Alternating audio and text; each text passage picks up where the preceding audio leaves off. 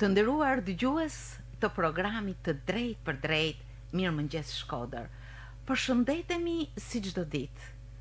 Me zemër ju uroj që ditat ju shkojë mbar dhe me curi të mrekullueshme në të gjithë rrugët që ju keni ndërmarrë. Gjimnazi 28 nëntori. Duket se nuk i mat veprimtarit ose rezultatet e tij vetëm me rënien e ziles që shënon mbarimin e mësimit. I rënditur në gjimnazet më cilësore të vendit. Ai her pas here ka treguar se gjithë veprimtaria e tij mbështetet fort në një marrëdhënie të veçantë të mësuesve, nxënësve në përpjekje për të mbërritur stade dhe standarde gjithmonë më të larta. E siç thash pak më herët, zilja e mbarimit të shkollës nuk shënon përfundimin e punës. Jo, veprimtari të ndryshme që frymëzojnë, afrojnë nxënës, aktivizojnë, i japin krah dhe mundësi për të shprehur akoma më mirë, kanë tregues cilësor në realizimin e mjaft projekteve, ndërmarrjen e mjaft veprimtarive të veçanta që kanë nxjerrë në pa edhe shumë cilësi e mbase janë bërë mbështetje për vijshmërinë e rrugës së këtyre nxënësve. Muaji i letërsisë është një muaj që ofron akoma më shumë nxënësit me jo thjesht me lëndën, por me fushën e madhe letrare. Nuk është vetëm një muaj që ka veprimtari në këtë shkollë. Jo, por ky muaj i sintetizon në një program të veçantë këto veprimtari. Ndaj nuk ka se si të mos zgjosh dëshirën dhe interesin për të njohur me ecurinë e tyre. I drejtuar nga mësuesja e pasionuar e letërsisë në gjimnazin 28 nëntori, Alketa Kraja, grupi nxënësve, por jo vetëm, një masë e madhe nxënësish, gjithmonë kanë ndjerë afrimin dhe dashurinë për librin, letërsinë, aktivitetet letrare, të fjalës artistike e të shumë të shkaje tjetër. Sot ata janë të ftuar në studion Mirëmëngjes Shkodër. Profesoresh, Alketa Kraja, mirë se keni ardhur në studio. Mirë se ju kemi gjetur. Janë edhe dy nxënës që ju kanë shoqëruar dhe ndoshta do të ishin edhe më shumë, po kaq janë mundësitë në studio. Si dritë Meaj, maturant, mirë se erdhe. Mirë se u gjejta. Dhe nxënësja e klasës së 10, sapo ka nisur këtë gjimnaz, Aysel Ujka. Përshëndetje Aysel. Besoj se ky muaj natyrisht ka nxitur një sër veprimtarish që ju keni menduar t'i organizoni. Po, është ashtu si në të gjitha institucionet arsimore, gjimnazi 28 nëntori patjetër këtë muaj vëmendjen kryesore do ta kishte edhe tek letërsia. Megjithse janë shumë aktivitete dhe shumë tema që shpeshherë veprojnë brenda të njëjtit muaj, vëmendja nuk u la. Po, vërtet që tetori ishte fokusi i shumë aktiviteteve, trafikimi, vaksinimi, etj. Ishin mbledh. Pikërisht, të gjitha këto. Megjithatë, gjimnazi gjeti hapësirën edhe gjithmonë me dashamirësinë e nxënësve, gjithmonë me dëshirën e tyre për të marrë pjesë, zhvilloi edhe aktivitete për letërsinë, për muajin e letërsisë. Në fakt kemi zhvilluar, por presim sërish të zhvillojmë. Muaji akoma s'ka mbaruar. Dhe vëmërej që ka interesim sepse vinë mas 2 viteve ku pjesa e aktiviteteve jo se mungoi plotësisht, por ishte më në distancë, nuk na lejoi të ishim aq afër njëri tjetrit. Nxënësit për herë të parë mas shumë kohëve po e ndjejnë pjesën e të ndërvepruarit me njëri tjetrin dhe i vjen krejtësisht natyrshëm tani edhe pjesa e aktivitetit. Natyrisht ju keni hartuar një program të këtyre veprimtarive. Ku e keni mbështetur dhe si e keni hartuar atë në bashkëveprim me nxënësit? Gjithmonë programet dhe planet e aktiviteteve zhvillohen mas një konsulte. Neve konsultojmë disa aktorë, së pari hidhen idetë nga mësuesit që janë pjesë e grupit, sepse duke qenë shkollë që janë komunitare ne duhet të bashkëveprojmë edhe me aktivitetet për komunitetin, patjetër edhe me drejtuesit e shkollës, të cilat janë mjaft mbështetëse, janë mbështetëse të forta të këtyre iniciativave. Përshëndesim zonjën Albana, zonjën Edlira, në mos gaboj. Po, është vërtet mbështetëse të fuqishme. Nga ana tjetër, na duhet ta diskutojmë këtë edhe me mësuesit e letërsisë, edhe me mësuesin që drejton rinin, punën rinore, dhe me vetë senatin, do thotë me vetë nxënësin. Po ju ndërpres një organizim me hallka që do t'ju kishin ndoshta zili edhe mjaft organizma shtetëror. Nëse duam të punojmë edhe të nxjerrim diçka të bukur, na duhet mendimi i shumë vetëve. Edhe ndoshta këtu merr një hapësirë shumë të madhe edukuese funksionimi i demokracisë. Pikërisht. Në gjimnaz ndihet fryma e punës në bashkëpunim. Dëgjimit mendimit tjetrit, për ne është jashtëzakonisht e rëndësishme. Dhe nxënësit janë një zë i fuqishëm, bashkëpunimi mes kolegëve është shumë frytëdhënës, bashkëpunimi me gjitha hallkat e drejtimit është me të vërtetë frymëzues, dhe gjitha këto të bëjnë që në fund të rezultosh në një aktivitet i cili është i këndshëm, i dashur edhe për vetë mësuesin, edhe për vetë nxënësin, dhe e transmeton këtë pastaj edhe në publik, edhe kushdo që e ndjek. Kjo është. Që veprimtaria të frymëzoj, të bëj të ndalesh, aq më tepër që letërsia është një fushë e gjanë formimi. Apo jo si drejt? Vërtet, domethënë, letërsia nuk është vetëm një lanë për cilën ne na detyruar me marrë një provë, me marrë një vlerësim, por është një fushë e cila na ndihmon ne për me kuptu më shumë jetën, me kuptu më shumë shoqërinë cilën ne jetojmë. Ndoshta është shumë të rënditse si fushë, na jep një vrrull të jashtëzakonshëm në momentin që ne studiojmë, për vetë faktin se ndoshta vjen nga fakti se letërsia ka një mbështetje fort filozofike. Edhe siç thotë Krejgu, nëse do të mësosh një shpirt i filozofinë, do të thotë të mësosh atij të rënditjen.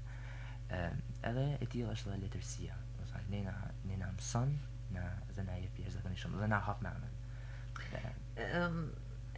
Më herët unë mendova që dhe kështu është në të vërtetë që është një fushë shumë e gjatë. Nuk mbaron me një limit kohor të një ore të mësimit apo të zhvillimit të një teme. Të shtyn të gërmosh.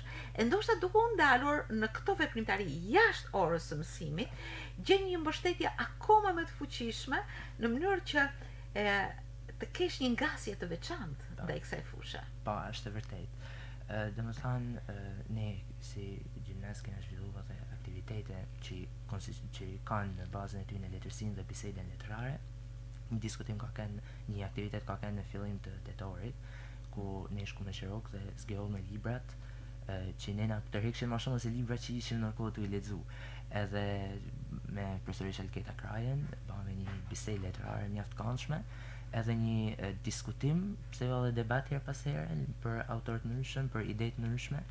Dhe ishte një diçka mjaft e këndshme. Domethënë se ne e bëjmë për ditë rrugën e Shirokës, ne për ditë shkojmë në Shirok, por shkojmë për një kafe ose për një diçka, kurse ky aktivitet ishte diçka shumë më ndryshe sepse ne shkëmbym me ide lidhje me autor. Për shembull, ne mësuame, ne pastruame listën e librave që do të lexojmë, me sugjerimet një tjetrit.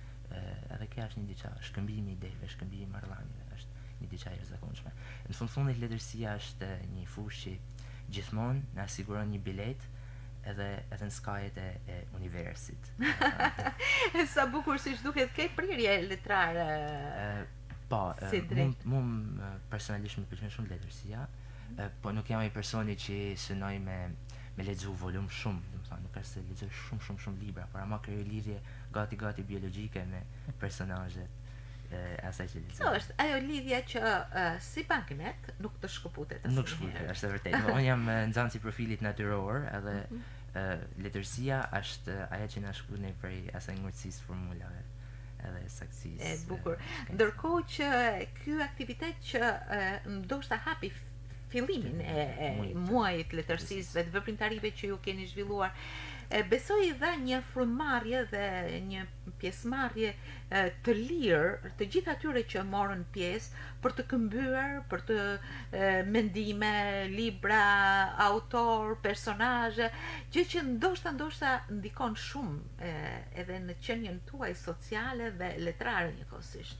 Pa diskutim, ai aktivitet ishte jashtëzakonisht shumë frustrues, duhet më thënë, sepse ne arritëm të kuptuar diçka tjetër, që moshatarët tonë kanë jashtëzakonisht shumë çel letërsinë. Edhe më thënë, pëlqejnë atë jashtëzakonisht shumë se ka shkruar ideja që të rit nuk është se lexojnë. Profesoresh është ndoshta merita e drejtuesit që në një mënyrë spontane ti fus nxënësit në një rrugë shumë të thelluar dhe mbase shumë të bukur dhe ngacmuese. Ideja ishte që të zgjidhnim disa nxënës që atë ditë vinin me biçikleta, në koshin e biçikletës kishin librin e tyre të preferuar, ose librin që po lexonin atë kohë. Dhe të shkëmbenin ide në këtë formë edhe të zgjeronin pak a shumë horizontin, sepse në përgjithësi vëmërej që të rit ose priren nga një lloj letërsie, ose nga një lloj leximi filozofik nga një herë, që tregon formim, por në një farë mënyre duke mos pas hapësira ku të shkëmbejnë idetë e tyre, duke qenë kryesisht këtë vitet e fundit hapësirat vetëm virtuale. Atëherë e pam të arsyeshme që kjo të bahej në një mjedis të hapur, në ajër, në natyrë, sepse të shëndetshëm. Koha më e bukur që ekziston gjatë vitit dhe më duket se i përshtatet shumë letërsisë vjeshta. Absolutisht. Dhe kjo ishte ideja pak a shumë. Zgjodhëm nxënës nga klaset e 12-ta me idenë që të marrim mendime pak të thelluara, të kemi kritik ndoshta sipas një farë formulimi ose sipas një farë formimi që ata kanë marrë në lëndën e letërsisë. Dhe u zhvilluan diskutime, do të thënë poshtë libra që unë nuk i njihja. As unë vetë nuk ja kishin, sepse janë më të updetuar shpeshherë me, sidomos me letërsinë e huaj. Poshtë kanë vështrime të veçanta të interpretimit të ideve. Kështu që gjithë kjo realisht na pasuroi, jo vetëm nxënësit, po na pasuroi edhe ne. Në ana tjetër shkëmbimi ide se cili do të ishte libri që do t'i propozonim tjetrit të lexonte. Them që është diçka që përfshin. Këto aktivitete mbase ju shtyn në një marrëdhënie më specifike me disa nxënës që kanë një prirje të veçantë ndaj. Vërtet, unë nuk e njeh si dritin më përpara. Unë kam njohur në këtë aktivitet si dritin. Sepse nuk ishin nxënës i drejt për drejt. Nuk i jap mësim, por edhe kjo periudhë, domethënë si driti ka pas fatin e keq që në vitin e parë është njohur me pandeminë. Dhe aktivitetet janë bërë gjithmonë largësi. Po, në gjatë kësaj periudhe. Pavarësisht se jeta e gjimnazit ishte shumë aktive në aktivitete në veprimtari që zhvilloheshin më përpara, me ardhjen e këtyre nxënësve u takuan me një situatë as pak të këndshme.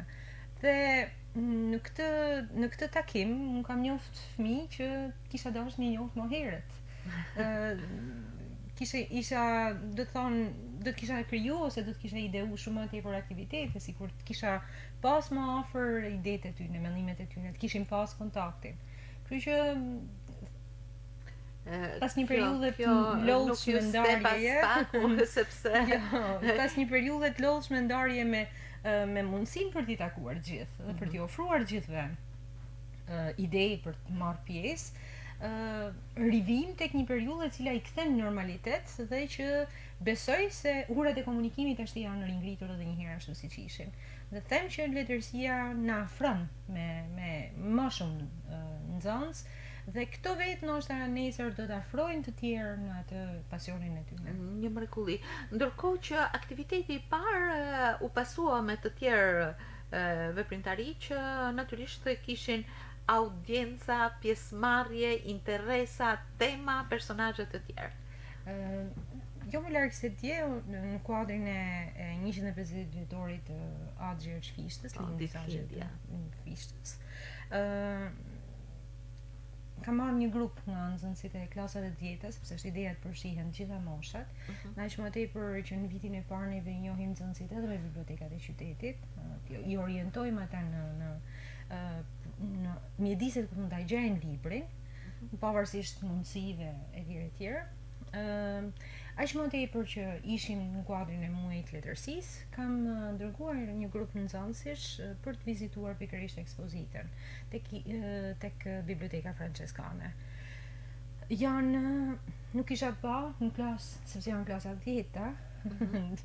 Vinë mas 9 vjeçares. Ai sel për shembull është një ndër profesuesit. Janë akoma as ata që janë mësuar tamam me gjimnazin, as neve akoma jemi përshtatur me ta. Unë kam lënë matura, kam marrë klasa 10-ta që edhe për mua si mësues është pak një periudhë pak gjithmonë e vështirë për të gjetur gjuhën e përbashkët. Kam pa një interesim që do të kisha dashur me pas edhe në klasë ashtu. Ishin jashtëzakonisht interesum, mënyra dhe se si ju servir, faktikisht ishte shumë interesante. Po përpara bëm një diskutim kush është Gjergj Fishta, çfarë njohin nga Gjergj Fishta. Interpretova 2-3 pjesë dhe që nga ai moment ato kanë filluar dhe kanë hap vesh gjithmonë më shumë. Dhe nga numri 15 që kisha ndërmend, këtëm përsërisha, mund vim 20 ushturën e tjerë, pra kjo tregon që impakti i letërsisë është aty për aty, është i shpejt, ta jep kënaqësinë me një herë, të përfshin me një herë dhe mandej nuk lën më me ikë. Të dhe aktivitete shtrohen. Unë mendoj ti drejtohemi Aiselit, Aisel u i ka nxënëse klasës së 10. Sapo nuk ka një muaj që ka nisur